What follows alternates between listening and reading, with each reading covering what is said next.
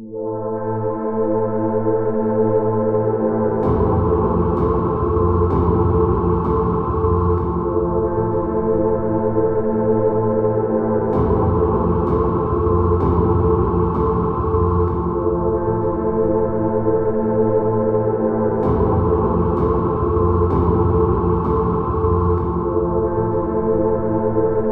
just wanted to understand in terms of the research, you compared Mycoplasma genitalium with Mycoplasma pneumoniae and looked at what the, so-called essential genes that they might have had in common were, and then you experimented pretty much with Mycoplasma pneumoniae, or did you also do work with genitalium?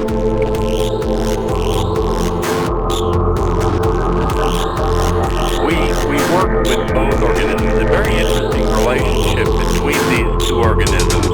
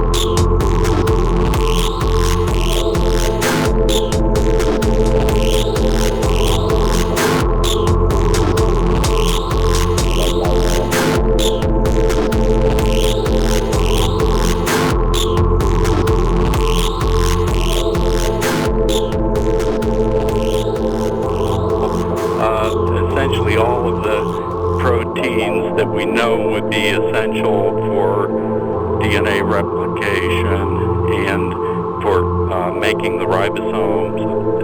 These would be required for translating the genes to produce proteins. There are a few puzzling results that are in the paper with a few of these genes, but by and large, the genes in the main information transfer pathway replicating DNA and expressing the genes are essential. People are playing God.